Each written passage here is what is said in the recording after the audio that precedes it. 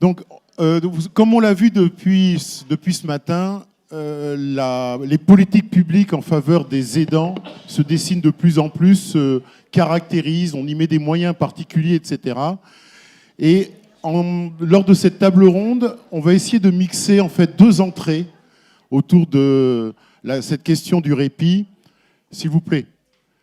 Une entrée par territoire. On voit bien que répondre à des problématiques de répit, tant en direction de personnes âgées dépendantes que en direction de personnes handicapées, nécessite d'avoir une bonne lisibilité du territoire, de ce qui existe et de ce qu'on peut mettre en place pour faire en sorte que les partenaires se connaissent et que l'offre accède aux besoins qui s'expriment.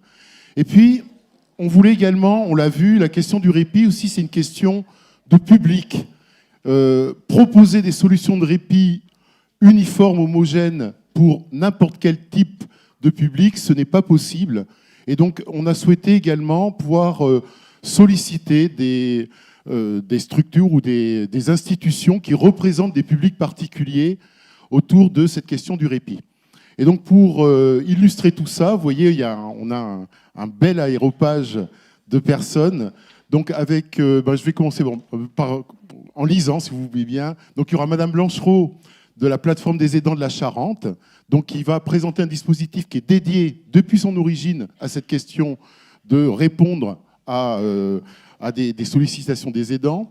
On va voir Monsieur Pudoyeux de la Charente, qui est directeur du DAC PTA. Et donc là encore, la mission, depuis le lancement pratiquement, il nous le précisera, il y avait cette question du répit qui était au cœur de la réponse.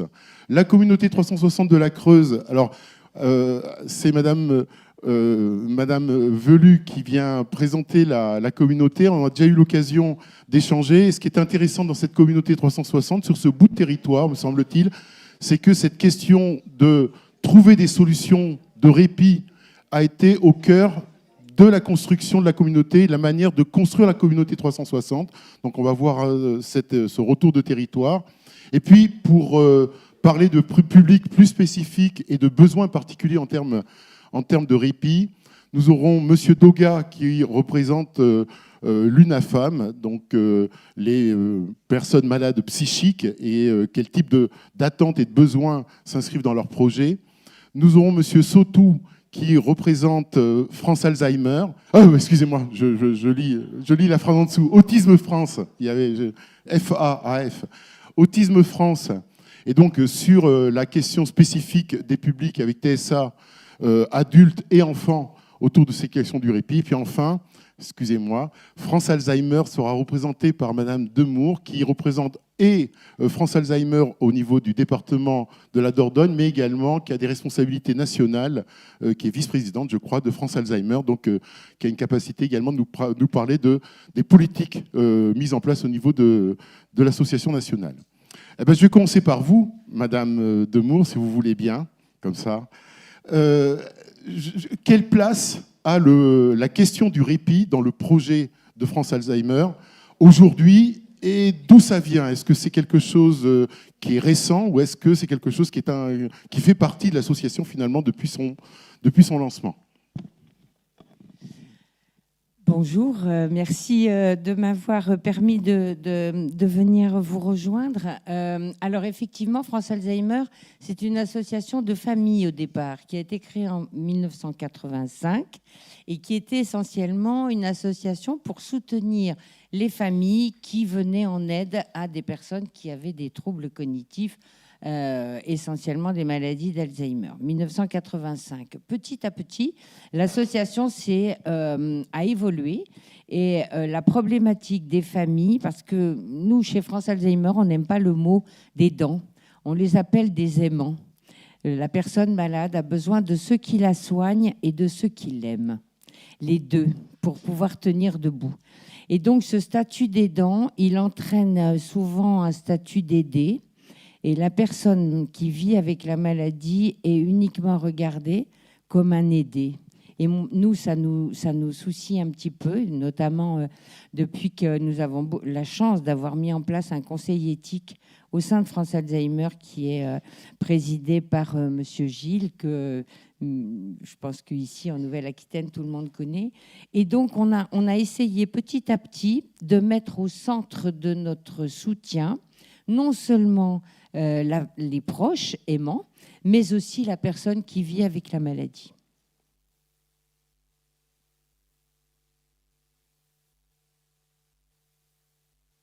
Voilà, on va continuer par l'entrée par les publics, si vous voulez bien. Monsieur Sautou, par exemple. Au niveau d'Autisme France, cette question du répit, c'est une question qui est au cœur de l'association également. Alors, répit, oui, ou aidant, effectivement, ou relais, excusez-nous, chez nous on appelle ça relais plutôt, parce que bon, répit, c'est situation de pause entre deux moments très difficiles, ou voire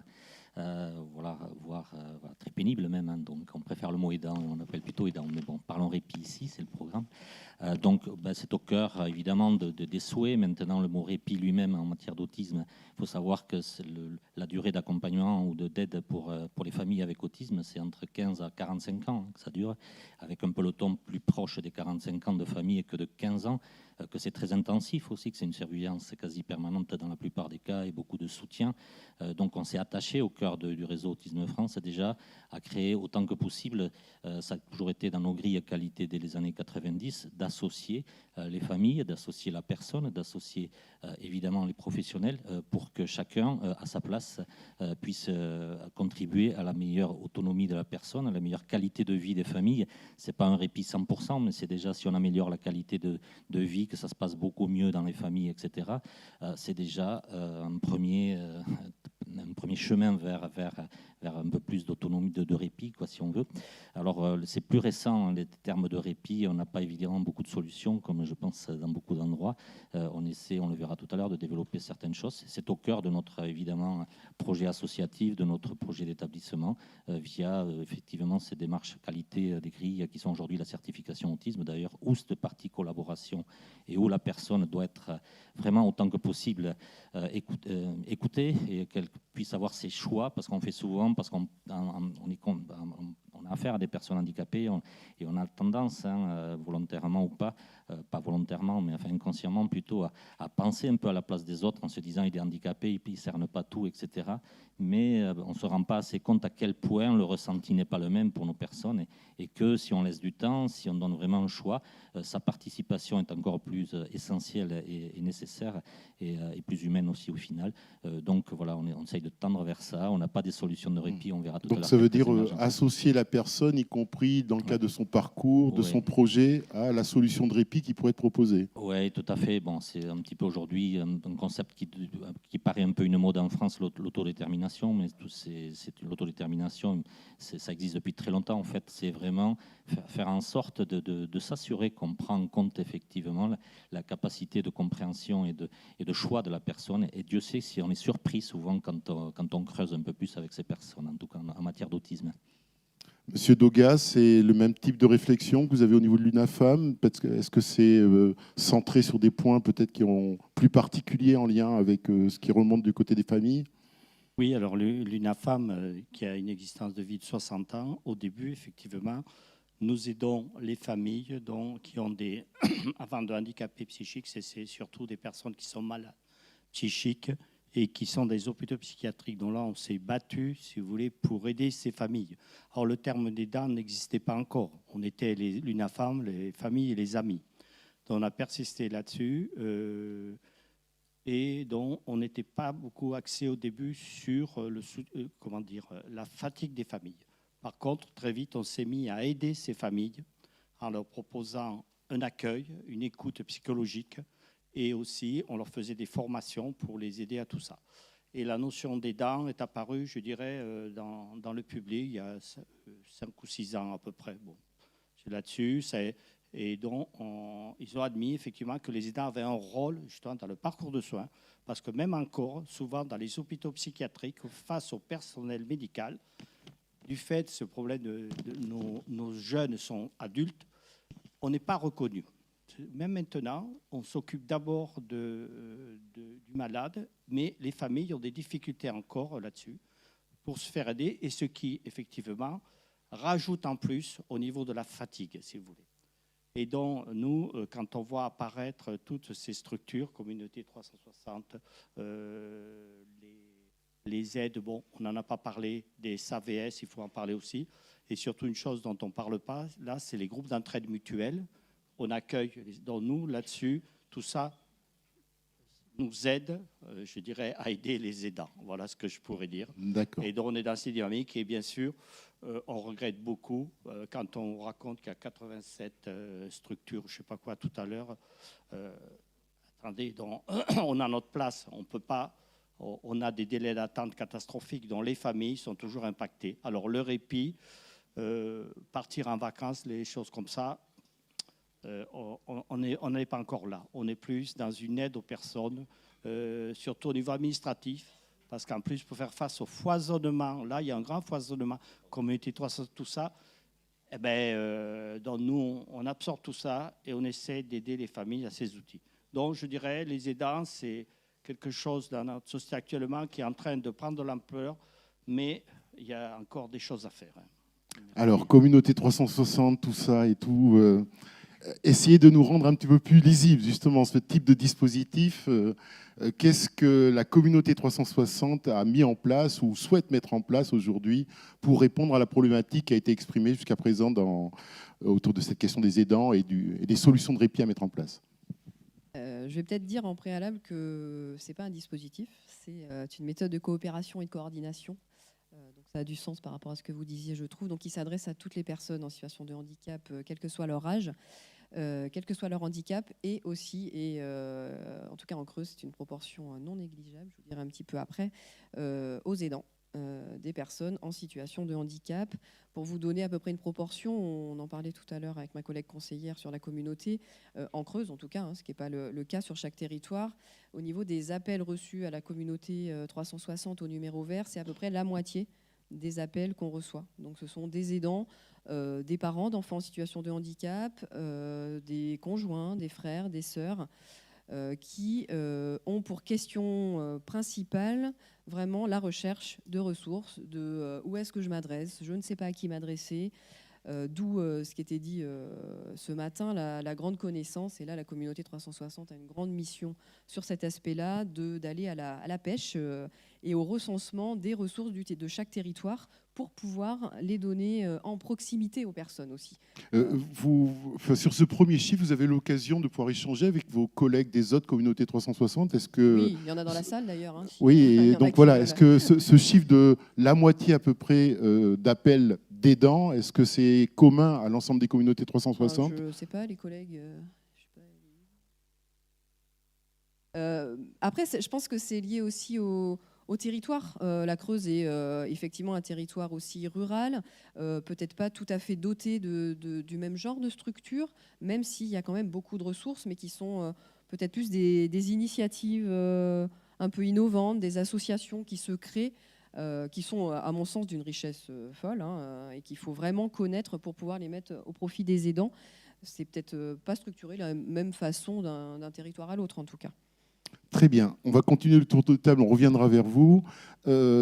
Alors, un dispositif dédié pour un public particulier, qu'est-ce que ça peut donner une plateforme des aidants sur un département comme la Charente? Oui, donc nous, la plateforme des aidants, on est vraiment dédié à 100% évidemment à cette notion de répit à l'aidant. Donc ça passe par pas mal de choses. D'abord aussi à prendre en considération effectivement la personne aidée dans toute sa dimension familiale, dans le lien qu'elle a aussi avec son aidant, de leur situation dans sa globalité, j'ai envie de dire. Voilà, donc nous, on intervient sur plusieurs domaines, notamment du répit à domicile, mais ça peut être aussi organiser des séjours de répit, ça peut être mettre en place des activités collectives.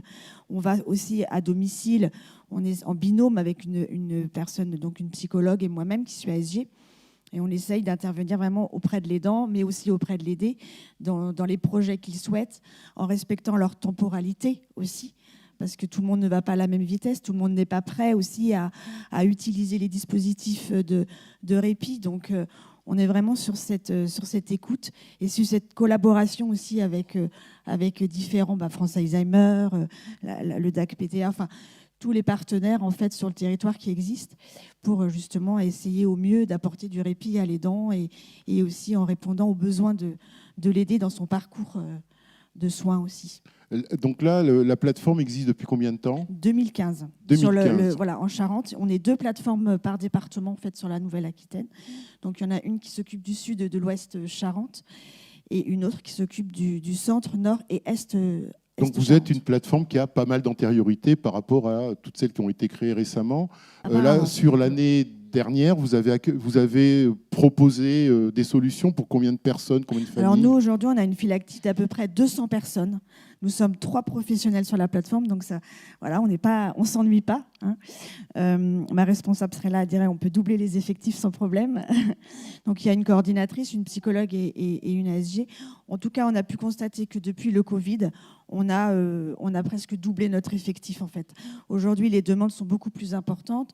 Il y a aussi le fait de la collaboration de la DAC PTA sur le territoire Charente depuis quelques années, qui fait que du coup, on a connaissance aussi des situations complexes sur le territoire qu'on n'avait pas avant.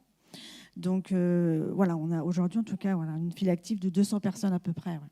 Très bien, merci beaucoup. Vous l'avez cité plusieurs fois. Donc la DAC, c'est censé aussi, vous avez également nommé ce que vous appelez les situations complexes. Effectivement, la DAC est aussi là pour proposer ce type de solution, en tout cas essayer de mettre en place des parcours qui correspondent à ce type de besoins.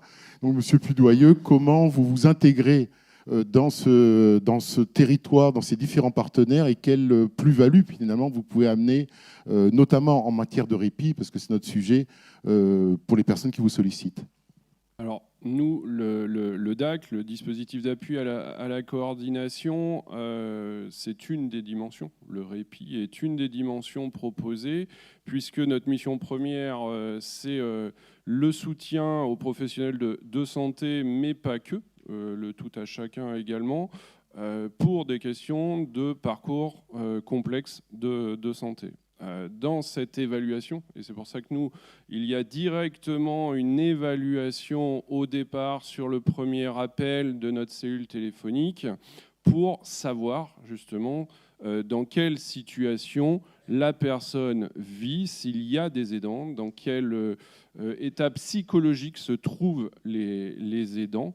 Et c'est à partir de cette évaluation qui est réalisée par nos coordonnatrices, coordonnateurs de parcours, que nous allons pouvoir soit conseiller et orienter vers des partenaires du territoire, donc plateforme de répit par exemple, ou d'autres associations militantes aussi, soit envoyer au domicile une coordonnatrice de parcours qui approfondira davantage la situation pour bien cerner les besoins, alors sociaux, médico-sociaux, mais aussi évaluer la situation psychologique de l'aidant.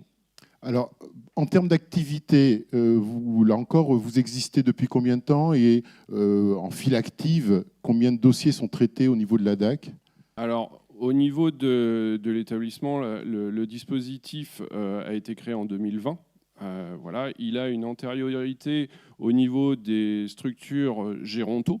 Mais depuis maintenant 2020, nous avons mission d'accompagner tout âge, toute pathologie, tout handicap. Donc c'est quelque chose de nouveau. Au niveau de nos équipes, il y a une expertise dans l'accompagnement des personnes âgées. Charge à nous maintenant de nous ouvrir, à l'aide des communautés 360 dont nous sommes également membres en Charente, de recueillir les solutions du territoire. Aujourd'hui, nous avons à peu près 30% d'aidants en situation d'épuisement dans nos files actives. D'accord. Est-ce que, et pour finir, juste en termes de mieux connaître votre activité, les entrées qui ont été présentées dans les différentes études sur les besoins qui s'exprimaient, notamment entre, effectivement, répondre à un problème d'épuisement, mais également parfois préparer une entrée dans un établissement pour une solution plus pérenne. Est-ce que là, vous avez quelques éléments, quelques stats qui nous permettent de mieux caractériser les apports de la DAC dans ces parcours ? Non, j'aurais pas plus que ce que je vous disais tout à l'heure sur les 30% qui sont des situations d'épuisement et qui déjà pour nous représentent beaucoup de travail et beaucoup de prise en compte. Et dans les évaluations initiales, c'est pas ces entrées ne correspondent pas à l'évaluation que vous réalisez à l'entrée du dispositif ? Alors aujourd'hui, on va pas avoir cette précision-là, je pourrais pas vous l'apporter. Ok, merci. On va continuer, voir aller un petit peu plus. Donc, on retourne du côté de France Alzheimer, si vous voulez bien. Et alors justement, aujourd'hui, autour de ces besoins qui viennent de s'exprimer, est-ce que c'est les mêmes entrées qui remontent au niveau de France Alzheimer ou est-ce qu'il y a des entrées particulières sur lesquelles il faudrait ajuster une partie des réponses qui n'existent pas aujourd'hui ? Alors, par rapport à France Alzheimer, je crois que, alors je ne vais pas vous faire le catalogue des dispositifs que nous mettons en place département par département. Je vous conseille d'aller sur les sites web qui sont tout à fait bien faits dans chaque département. Disons que nous axons actuellement nos sollicitations et nos propositions dans 2 domaines. Le premier, c'est donner la place, encore une fois, à la personne malade par la proposition d'ateliers de type éducation thérapeutique du patient et la mise en place de groupes d'entraide mutuelle. Ce qui est très nouveau parce qu'il y a une présomption d'incompétence et d'incapacité chez les personnes malades et moi j'y tiens beaucoup. Et la deuxième chose, c'est la multiplication des séjours vacances qui sont des moments formidables de répit à la fois pour la personne qui est... Des séjours vacances commun. Alors, c'est des séjours vacances en commun. Il y a aussi des propositions pour des personnes qui sont dans un état de grande dépendance, donc des séjours vacances seuls. Et puis, il y a ce qu'on appelle les séjours solos, qui sont des séjours vacances uniquement pour les aimants, les proches qui vont partir en vacances ensemble. Ceci étant, dans les séjours vacances de couple, soit le conjoint, soit la fille, soit etc. Il y a toujours énormément de bénévoles et des professionnels qui vont prendre soin des personnes qui vivent avec la maladie pour que leurs proches puissent participer à des activités. Voilà. Et puis, la grande mission de France Alzheimer, c'est la formation des aidants, ce que nous appelons formation des aidants, et là, qui, dans certains départements, viennent en rivalité avec un certain nombre de formations pour les aidants, dispensés par d'autres dispositifs. Et ça, c'est quelque chose qui est extrêmement douloureux pour nous, mais je pense pour tout le monde. C'est la multiplication des dispositifs dans lesquels les familles ne comprennent plus rien. Vous faites de la formation des aidants. Ah oui, mais les autres aussi font de la formation des aidants. Alors nous, notre spécificité, c'est que nous, on peut transmettre aussi un savoir expérientiel, parce que les bénévoles qui font en binôme avec les psychologues cette formation des aidants sont des bénévoles qui ont éprouvé. Moi, j'ai été médecin pendant 40 ans, mais j'ai aussi eu ma maman qui est décédée dans une EHPAD. Et quand vous éprouvez ce qui se passe personnellement, vous pouvez le transmettre d'une autre manière. Et c'est vrai que si j'avais, peut-être on en reparlera, mais un souhait à dire déjà aujourd'hui, alors nous, on fait partie du DAC 24 et on est dans les mêmes locaux. Et c'est vrai que c'est absolument extraordinaire. Et j'en parlais avec Martine Lissard, qui est la présidente de France Alzheimer pour la Gironde ici. Notre gros souci, c'est que les familles n'y comprennent plus rien dans tout ce qu'on leur propose. Premièrement. Que deuxièmement, il y a une multiplicité de dispositifs qui sont à leur disposition, que ce soit dans les répits, que ce soit dans des tas de choses, mais qu'il nous semble, nous, qu'en tant que citoyens, en termes d'association, et je pense que vous pensez la même chose, nous avons une place qui peut être prise non pas en rivalité avec les professionnels, mais vraiment en complémentarité. Et lorsque, en tant que fille d'une vieille dame, je peux dire, mais moi et tous les bénévoles des associations, vous savez, je crois que là, nous avons atteint les limites du soutien à domicile. Et je crois que vous devriez écouter ce que vous disent, etc. Notre parole peut compter en appui et en collaboration. Et ce que je trouve très dommage, c'est que chacun fait son truc dans son coin et chacun essaye de garder un peu ses bénéficiaires et que finalement, redonner la parole à la personne malade au sein de tout ça, ça permet aussi qu'on puisse se dire, en toute humilité, nous n'avons pas réponse à tout. Et c'est ensemble que nous allons pouvoir mettre en œuvre cette fraternité-là, enfin, que ce soit les villes aidantes, les commerçants aidants, les séjours, alors que ce soit les accueils de jour ou les haltes relais chez France Alzheimer. Nous organisons des cafés mémoire. Pourquoi pas les cafés mémoire avec les personnes malades? Pourquoi pas les haltes relais qui permettent d'anticiper la rupture avec les accueils de jour? Parce que le conjoint, il ne veut pas abandonner son proche qui est malade. Et au bout de quelques mois d'une halte relais, où il a pu être avec lui, il arrive quelquefois à le lâcher.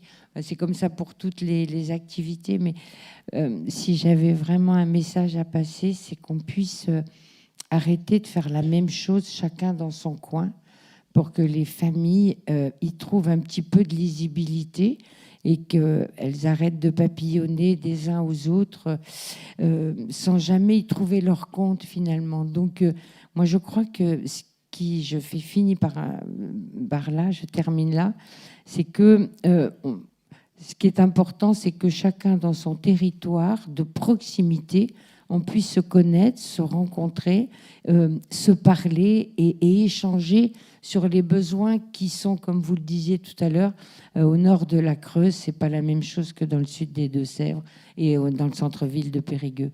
Et donc, apprenons à nous connaître, sachons qu'on ne marche pas sur les pieds les uns des autres, mais que nous avons notre place, nous, à côté des professionnels, et que les professionnels...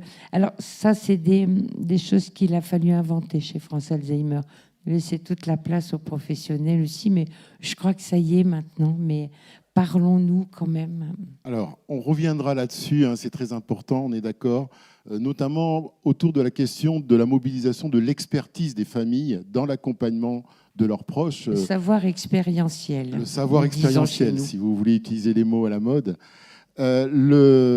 Alors, on va continuer là sur la question qui est intéressante, puisque vous l'avez exprimé à plusieurs voix, de l'importance de s'appuyer sur la parole de la personne elle-même, de l'aider, de la personne qui aide, de l'aidant.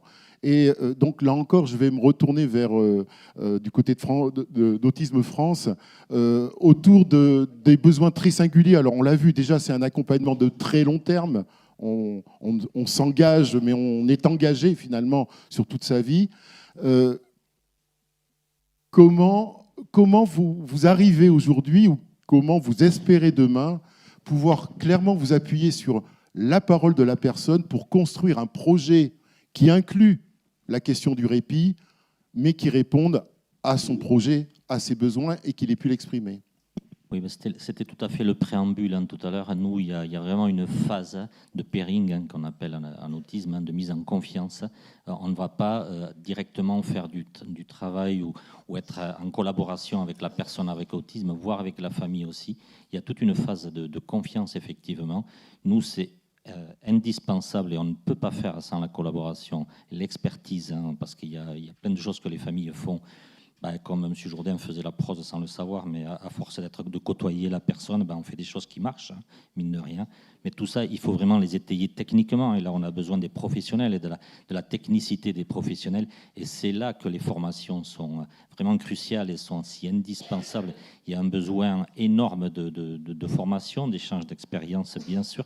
Aujourd'hui, c'est la principale limite que vous repérez aux solutions qui ont été présentées. C'est cette limite de compétences finalement réelles sur le champ des TSA qui permet pas d'ouvrir toutes ces solutions aux besoins réels. Ouais, en tout cas, il y a 75% des familles qui n'osent pas faire appel pour l'instant. Hein. C'est pas qu'elles n'aient pas envie, je pense, mais on sait tous, je suis parent, hein, donc la peur que nous avons si on met notre enfant quelque part où on sait très bien qu'il va perdre la personne, pas volontairement bien sûr, mais n'aura pas les outils ou les soutiens qu'il faudra apporter à notre enfant, et ça les fait dégrader, mais très très vite, quoi. Et par contre, pour les remonter derrière, ben, c'est un sacré chantier, je l'ai vécu moi tout ça.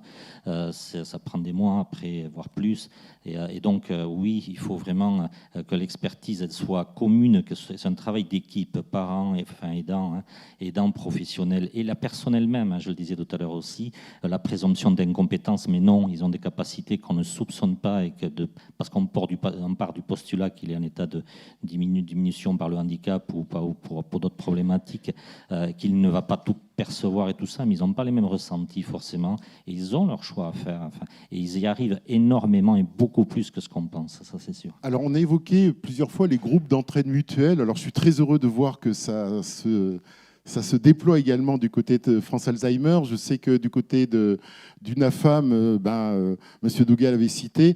Qu'est-ce que ça amène, ce regroupement de compétences finalement et de père aidance autour de ce type de structure dans les solutions là, qu'on essaie de mettre en place aujourd'hui autour du répit et des besoins de ces personnes? Pour nous, le groupe d'entraide mutuelle, c'est effectivement un outil très important dans notre, je dirais, nos concepts ou nos valeurs d'UNAFAM, parce qu'à la base, UNAFAM, il faut savoir, on fait des formations aux aidants, mais c'est quoi les formations? On leur explique ce que c'est que le handicap psychique, comment vit leur personne, et aussi on leur dit, voilà, vous pouvez, c'est les gens qui sont avec vous, vos proches, les aider à aller vers plus d'autonomie. C'est ce qu'on appelle le rétablissement. Le rétablissement, ce sont des personnes qui sont malades, toujours, parce que le handicap psychique, c'est suite à une maladie, mais qui arrivent à minima à vivre dans la société. Et là-dessus, il y a les groupes d'entraide mutuelle. Il y en a à peu près 120 pour plusieurs types de maladies dans la Nouvelle-Aquitaine, où là, ces gens-là refont l'apprentissage de la vie en société. C'est-à-dire, ce sont des associations, ils ont des bureaux, ils ont des présidents, ils vivent en association, ils se disputent, ils font des projets en commun. Vous voyez, ils prennent conscience de tout ça. Donc ça, pour nous, c'est très important. Et là-dessus, avec nos formations, on a vu aussi que, effectivement, vous parliez toujours du savoir expérientiel, on a, je dirais, là-dessus, et déjà on pris le relais dans ce qu'on appelle les médiateurs santé-père. Là aussi, on se rendait compte que les personnes qui sont dans la maladie, qui effectivement, quand elles arrivent à un niveau de rétablissement, c'est-à-dire, ce qu'on appelle l'insight, la personne elle a conscience qu'elle est malade, parce qu'on a des grands problèmes de la maladie psychique au début, et même, je dirais, de la vie de tous les jours, les gens vous disent, mais je ne suis pas fou. Voilà. Bon, mais c'est que quand tu vous dis ça, et donc ça a explosé avec le Covid et tout. Bon, nous, on est là, si vous voulez, dans cette démarche. Bon, on passe au-dessus. Donc, parlez bien dans le micro. Oui, donc les gens prennent conscience de la maladie. À ce moment-là, ils sont ouverts vers le rétablissement. Et donc les aidants, on les forme pour les accompagner là-dessus. Et à s'appuyer, si vous voulez, sur les structures. Alors, il y a les GEM, il ne faut pas oublier aussi quelque chose dont on n'a pas parlé. Ce sont des jeunes adultes. Et il y a aussi le retour vers l'emploi. Ça, c'est très important. Bon, vous en avez parlé. Et là-dessus, nous les aidons, effectivement, les familles. Votre fils ou votre fille, même des fois le conjoint, peut retourner vers l'emploi. Mais il y a, si vous voulez, c'est du handicap. Et donc, on travaille là-dessus. Par exemple, je citerai le Club House de Bordeaux, qui est une structure là-dessus. Nous avons beaucoup d'aide de la MDPH aussi. Bon, je n'en ai pas parlé, mais quand les aidants viennent nous voir, c'est la MDPH, excusez la PCH. La PCH est quelque chose de très important qui enfin est accepté pour le handicap psychique, où c'est vraiment une solution de répit pour les aidants. Moi-même, je suis aidant, je me suis battu, je dirais souvent, vous êtes dans des structures hospitalières, vous allez voir dans des structures étatiques, on vous dit oui, mais votre fils, lâchez-le, tout ça. Je lui dis, mais oui, nous on ne demande que ça, mais il faut qu'il soit accompagné. Donc c'est le problème de quand on parle on appelle ça l'ambulatoire. Hein, c'est un grand thème que j'ai. L'ambulatoire, mais il faut mettre les moyens dessous. Et donc nous, là-dessus, on est dans une démarche de progression. Voilà ce que je pourrais dire. D'accord. Mais On est c'est pas d'accord. fini. On voit bien qu'il y a besoin de structurer encore un petit peu ces éléments-là. Et alors, c'est vrai que rentrer également par la PCH, ça ouvre aussi d'autres questions, parce que on peut rentrer dans une forme de professionnalisation des aidants, dans la mesure où ils vont être rémunérés en quelque sorte pour conduire ces accompagnements. Et là, ça peut peut-être poser des problèmes de limite entre quelle place on occupe réellement finalement, et est-ce qu'on n'est pas piégé ad vitam dans cet accompagnement? Oui, moi je crois votre piégé ad vitam. L'histoire de l'aidant, partout, les gens, les professionnels, ils regardent. Quoi. Bon, voilà, moi, que ce soit Alzheimer ou autre chose, mais bon, c'est des faits de société. Bon, on fait ce qu'on peut, je dirais, voilà. Alors, on va continuer. Alors, si vous voulez bien, on va rentrer un petit peu plus dans la méthode. On a évoqué plusieurs fois le savoir expérientiel dans l'accompagnement. Alors, je vais poser la question et à la communauté 360 et à la plateforme. Comment vous, dans votre projet, vous arrivez à mobiliser ce savoir d'expérience des aidants dans les solutions que vous allez pouvoir essayer de mettre en place ou bricoler, c'est un joli mot, je crois, bricoler, pour arriver à quelque chose qui réponde à des besoins qui sont très clairement individuels.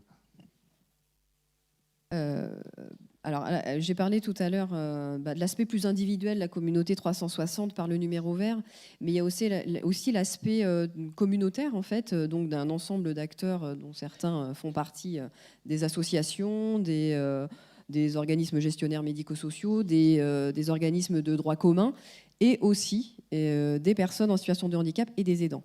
Donc c'est vrai qu'il y a le recueil des besoins vraiment par la porte d'entrée des appels téléphoniques. On s'attache, enfin surtout Céline, à recueillir vraiment, mais je parle de besoins, hein, vraiment pas d'attente, vraiment de quoi vous avez besoin. Et là, permettre cette écoute, je dirais, active et empathique, en fait, vraiment prendre du temps pour ça. Et des fois, certaines structures manquent de temps aussi pour ça. Donc ça fait cette porte d'entrée-là. Et sur l'aspect, donc en fait, on creuse, alors c'est pareil, il y a des fonctionnements différents d'un département à l'autre. On met en place des ateliers collaboratifs sur des thématiques différentes et variées, où il y a systématiquement des personnes et des aidants qui sont présents et qui font part, pour le coup, là, de leur savoir expérientiel. Et on en tient compte, en fait, dans la méthode utilisée. Comme certains savent, on utilise la facilitation d'intelligence collective qui permet que la vie et ce qu'a à dire la personne et l'aidant, en l'occurrence le sujet aujourd'hui, soit pris en compte de la même façon qu'un professionnel. Ce qui fait que là, on rééquilibre aussi quelque chose dans aussi les idées de solutions imaginées avec tout le monde de la même façon. Sans hiérarchie, en tout cas. Ce qu'a exprimé M. Sautou tout à l'heure, la peur parfois de certaines familles à lâcher, à faire confiance, à se dire mais ils ne sauront pas faire parce que c'est tellement spécifique. Est-ce que ça est-ce que ça s'exprime déjà et comment vous y répondez? Ça s'exprime et c'est là où, quand on a, je dirais, bien recueilli les besoins de la personne, on va réunir finalement les membres de la communauté 360, c'est-à-dire tous les acteurs engagés autour de cette personne pour se dire, voilà, il y a ce frein-là, il y a cette crainte-là. Peut-être que les professionnels ont aussi des limites quelquefois, et de se dire à nous tous, et je vous rejoins sur ce que vous disiez, en fait, de ne pas faire les uns à côté des autres. Tout le monde a des savoirs, y compris les personnes, et de pouvoir à nous tous les mettre en corrélation et de se dire comment on peut avancer. Et en tout cas, sur le territoire creusois, ça fonctionne. Je sais aussi, pour effectivement échanger avec d'autres collègues, que c'est plus compliqué sur d'autres territoires, parce qu'il faut aussi faire tomber et je suis d'accord avec vous, cette barrière un petit peu, et de passer, comme on dit souvent, d'un écosystème à un écosystème, et ce qui demande à chacun de s'écouter. Et encore une fois, je pense que l'empathie est très importante à prendre en compte aussi quand on est professionnel. Voilà. Après, on est bon nombre à être concernés, et moi, voilà, je suis des deux côtés, en étant professionnelle et également aidante d'un enfant en situation de handicap, ce qui fait que on a peut-être aussi une façon des fois de le dire différemment, de le recevoir aussi. Et je pense que c'est une force à développer sur les territoires. Je crois que voilà, on parle beaucoup de père aidance, mais il y a la père aidance des personnes concernées. Et je pense qu'il y a aussi quelque chose qui tend à se développer, c'est la père aidance familiale. Voilà. Alors, Madame Banchereau, vous avez un tapis qui se déroule devant vous pour nous expliquer comment vous avez pu enrichir tout au long de votre projet avec cette collaboration avec les familles pour répondre. Alors moi, j'ai évidemment plein de choses à dire. Là, je suis là sur mon siège, j'entends plein de belles choses et plein de choses. Donc nous, en fait, sur la plateforme de répit, on a 3 cellules opérationnelles, en fait. Donc la première cellule, c'est effectivement la cellule solidarité collaborative. Je suis d'accord effectivement avec vous, c'est-à-dire que tout seul, on ne peut rien et que c'est ensemble, en se serrant les coudes et en essayant de s'apporter les uns les autres que l'on peut effectivement aider au mieux les aidants et les aider. Donc ça, nous, sur la Charente, on a créé ce qu'on appelle la dynamique qui soutient les aidants en Charente. Donc c'est quand même 80 partenaires. On se rencontre fréquemment, on a des projets en commun. C'est très dynamique et très soutenant, effectivement. Donc ça, voilà, c'est vraiment quelque chose de très important pour nous. Et puis il y a aussi la cellule donc, de recherche et de formation. Donc c'est formation aux aidants, mais pas que. C'est aussi accompagner les aidants dans la compréhension de la pathologie de leurs proches pour pouvoir être au mieux, pour les accompagner au mieux, et aussi une reconnaissance de leur expertise. Effectivement, les aidants, ils ont une expertise dans l'accompagnement de leurs proches. Et donc nous, on essaye de reconnaître ça, d'accueillir ça, de transmettre ça aussi avec nos partenaires. Et puis il y a la cellule entraide au sein même de la plateforme, cellule où je travaille particulièrement effectivement en tant qu'ASG. Donc nous, on a effectivement mis en place un dispositif qui s'appelle la passerelle. Je ne sais pas si c'est le moment pour moi de le développer, mais voilà, c'est un dispositif qu'on a mis en place il y a une petite année maintenant, donc qui vise en fait à aider les aidants et les aidés à aller vers un projet de répit. Ça peut passer par simplement de la mise en place de l'aide à domicile. Voilà. Ça peut être aussi faire appel à un accueil de jour, à un hébergement temporaire. On en parlait tout à l'heure en début de matinée. La difficulté qu'a effectivement l'aidant à faire appel à ce genre de dispositif, parce que pourquoi prendre soin de moi alors que je dois prendre soin de l'autre ? Je me culpabilise de prendre soin de moi alors que l'autre, peut-être qu'il n'a pas tout ce qui est nécessaire pour lui au quotidien. Donc du coup, l'importance pour moi, en fait, et pour la plateforme de répit aux aidants, c'est effectivement de soulager l'aidant dans cette prise de décision. Parce qu'il est compliqué aussi pour lui de dire j'ai besoin, moi, de répit, je suis fatigué, alors qu'il est aimant, effectivement. Et que du coup, il a des grosses difficultés à penser à lui-même. Il pense toujours à l'autre, en fait. Donc sur la passerelle, en fait, j'interviens entre 6 à 8 semaines auprès de la famille, auprès de l'aidant, mais aussi auprès de l'aidé, pour valoriser aussi les capacités qu'a l'aidé aux yeux de l'aidant, qui souvent le voit plus comme une personne malade. Et du coup, mon intervention de professionnel vise à montrer aussi à l'aidant que son proche, il a encore des capacités d'adaptation, il a encore des capacités à être en relation avec les autres, à exister au sein même de la société, et donc d'avoir une légitimité à aller vers un dispositif tel que l'accueil du jour, l'hébergement temporaire. À exprimer des choix, tout simplement. Et à exprimer ses choix, voilà. À être acteur dans son projet de vie, avoir un projet de vie, même en étant malade, en fait. Voilà. Et effectivement, l'aidant, c'est bon. Vous venez d'introduire la dernière séquence sur les dispositifs qu'on pourrait qualifier de probants ou repérés comme plutôt innovants. La DAC, est-ce qu'elle en a repéré, au-delà de la plateforme des aidants et du dispositif passerelle, est-ce que vous avez pu repérer sur votre territoire des dispositifs qui vous semblent tout à fait probants et intéressants en tout cas, à en parler déjà et pourquoi pas à déployer ailleurs ?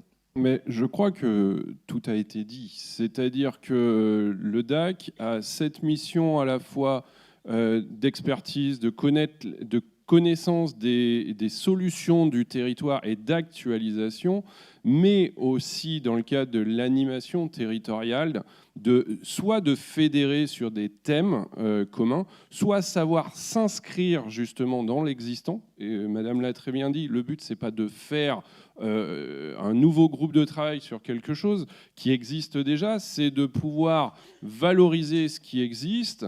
La dynamique des aidants en est un très bon exemple. pour la Charente, mais il y a d'autres thèmes où, effectivement, sur le thème de l'autisme, quand on est capable de se rassembler dans ce qu'on appelle la stratégie autisme en Charente, avec des organismes gestionnaires, des financeurs, des associations, ça permet de se connaître, ça permet de faire du lien et du coup, ça permet de faire gagner du temps. Et en plus de ça, je rajouterais juste la dimension numérique, parce que souvent, ce qui pose problème, c'est l'information, comment va se communiquer les informations.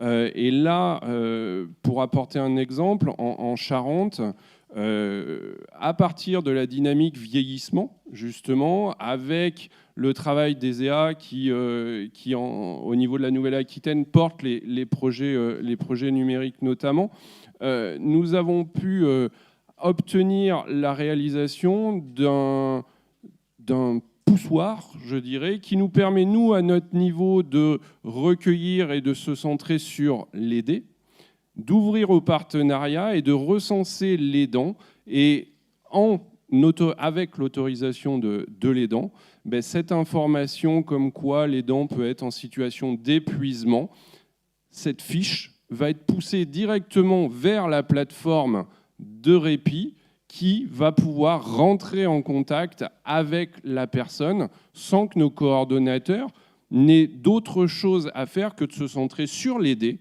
Et des personnes, des professionnels compétents se centreront sur l'aidant. Et les liens que nous avons nous permettent la lecture globale.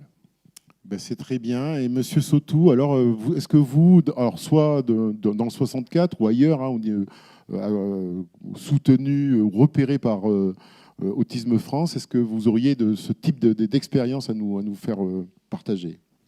Déjà dans le 64, donc on a initié à peu près en 2017-2018 une plateforme relais, effectivement. Ça a été impulsé grâce à l'aide d'AG2R, la mondiale à l'époque, du CCAH.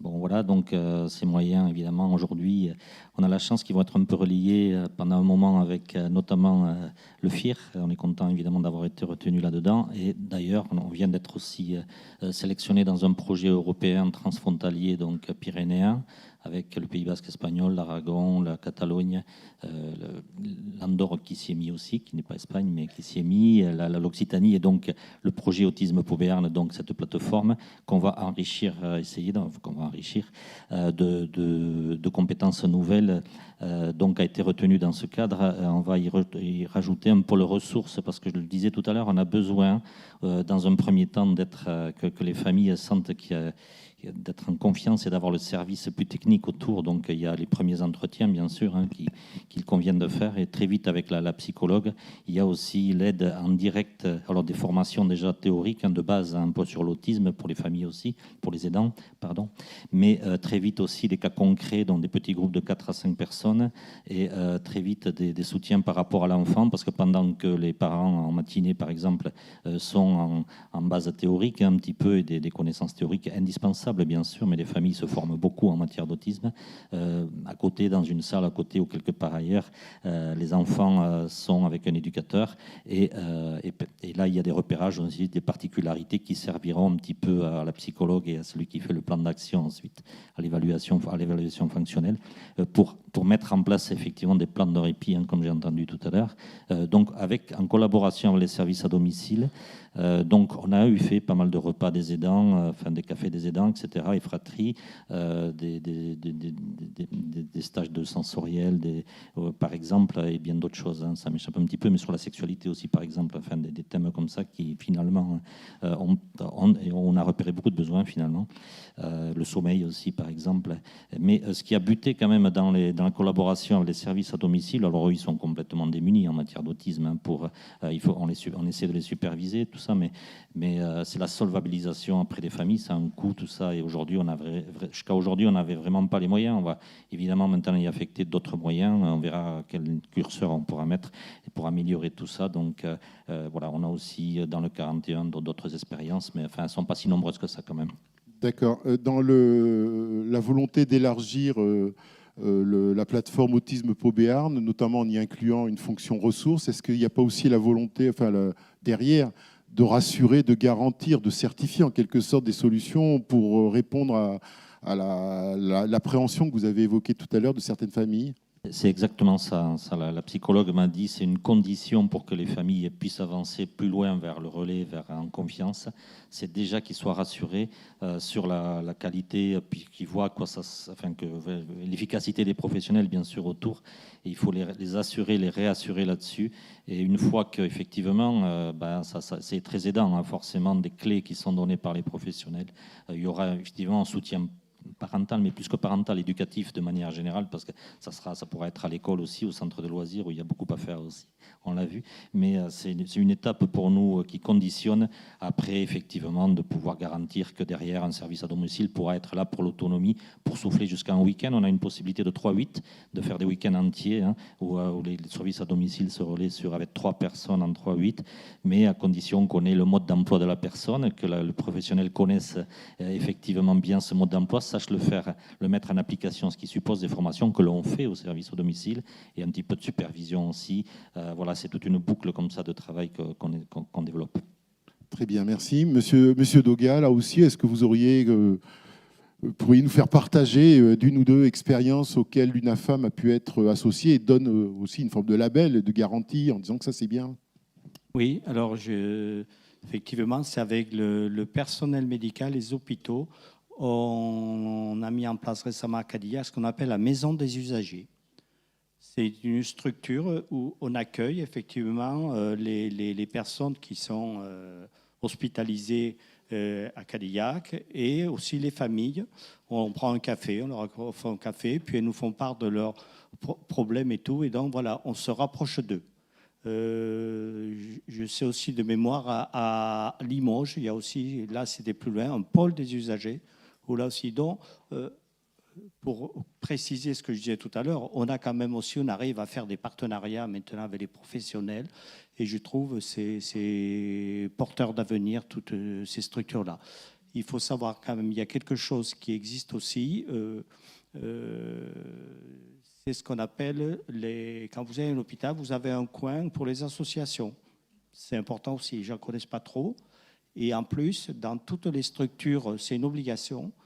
Là, toute pathologie confondue, ce sont les représentants des usagers. C'est quelque chose qui est géré par France Association Santé, qui regroupe toutes nos associations, et dans lequel les gens sont formés, effectivement, par France Association Santé, parce que et dans lequel on aide les familles ou les proches qui ont des difficultés, si vous voulez. Et déjà, le premier contact qu'on a, c'est les familles viennent nous voir souvent, elles sont dans le refus, dans l'hostilité, elles souffrent beaucoup. Et en s'expliquant et tout, on arrive à leur faire ramener un peu leurs problématiques. Je dirais, elles en veulent au monde entier. Et on arrive comme ça à leur expliquer que finalement, voilà, resituer leurs problèmes. Et je trouve que c'est quelque chose dont c'est très bien. Maison des usagers, représentant des usagers, qui est beaucoup plus ancienne. Donc nous, on est beaucoup investi dans toutes ces structures-là. Très bien, voilà. Merci beaucoup. Du côté de France Alzheimer, est-ce que vous auriez, vous aussi, une on va finir. Allez-y. Je vois bien que vous vouliez éviter quand même. Non, mais rapidement, vous êtes gentil. Juste pour signaler quand même que effectivement la communauté, donc cet espace communautaire, a pu, à travers ses réflexions, développer là sur le territoire creusois. Effectivement, les initiatives font aussi des petits. Ça s'est fait dans d'autres départements. Un bus itinérant qui s'appelle le Facility Bus et à destination de la population et les aidants faisaient partie du public cible, en tout cas, pour donner des ressources en santé mentale et handicap, avec cette notion d'aller vers. Donc c'est alors je ne vais pas employer expérimentation, si j'ai bien compris ce qui s'est dit ce matin, plutôt initiative innovante qu'on a menée sur 3 mois. Donc on verra la suite, mais en tout cas, par rapport aux aidants, ce qui nous regroupe aujourd'hui, il y a eu beaucoup d'aidants qui sont venus sur le bus pour venir chercher des ressources. Donc voilà, ça c'était quelque chose que je voulais vous faire part. Et plus récemment, la communauté 360 développe, on est en plein dedans, un dispositif de répit pour les parents pour les aidants, pardon, pour les proches aidants d'enfants en situation de handicap, avec tout ce qui a été dit ce matin, la problématique, on va dire, des établissements médico-sociaux qui peuvent être fermés pendant les vacances scolaires ou des parents qui appellent des fois à la communauté en demandant 2 heures pour aller au cinéma, par exemple. Voilà, leur besoin, il est là. Donc, on est en train de développer une équipe mobile composée de 3 travailleurs sociaux qui vont permettre de répondre à ces besoins-là. Voilà, je ne veux pas être très longue. Merci. Je voulais finir sur le bus, mais j'ai pas... Ben oui.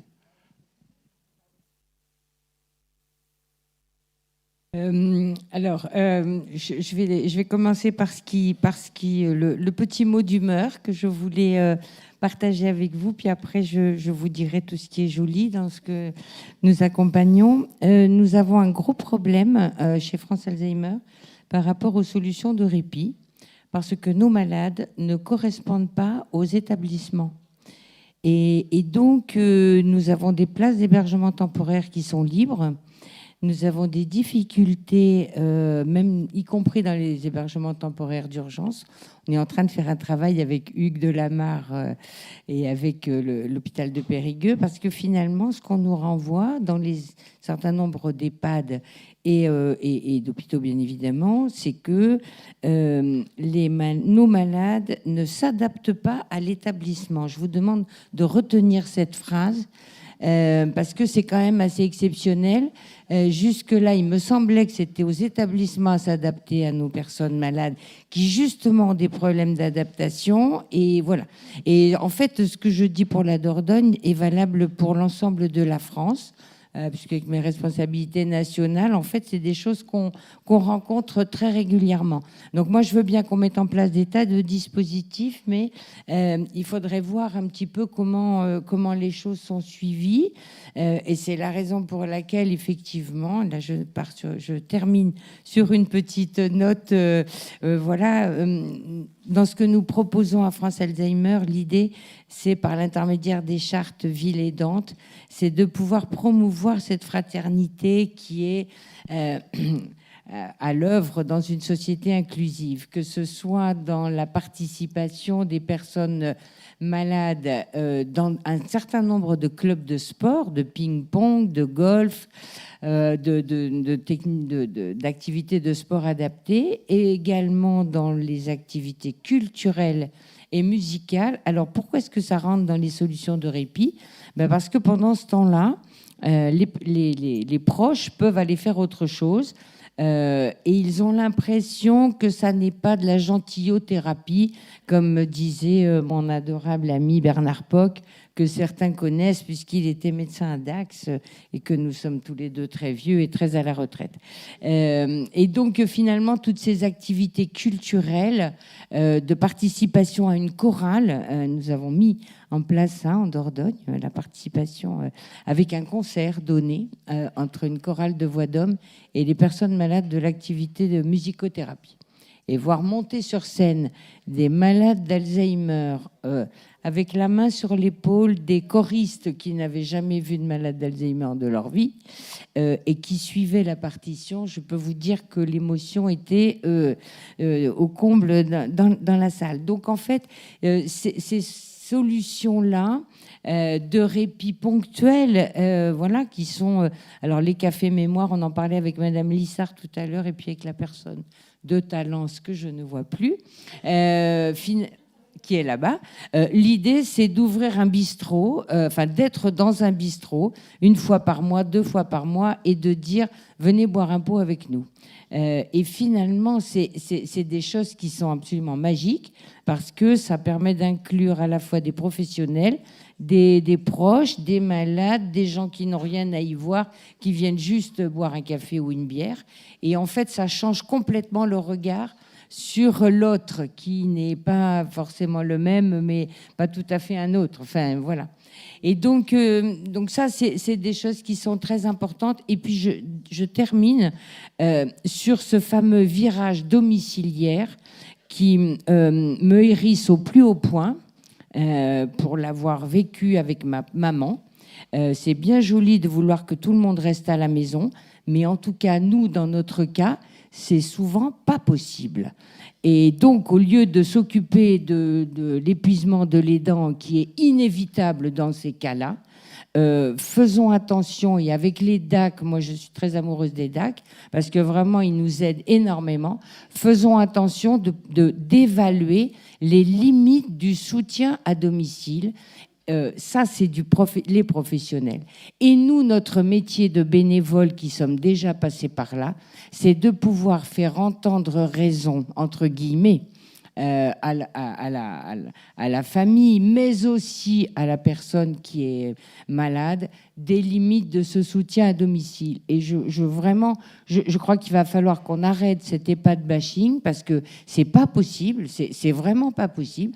Faisons en sorte que les choses se passent bien, que les professionnels fassent bien leur boulot, mais arrêtons de dire c'est tout bien à la maison et tout mal en EHPAD. Ça n'est pas possible. C'est bien parce que les familles sont aimantes, qu'elles ont confié leurs patients, leurs parents à une EHPAD pour que l'EHPAD continue à soigner, à prendre soin de cette personne malade.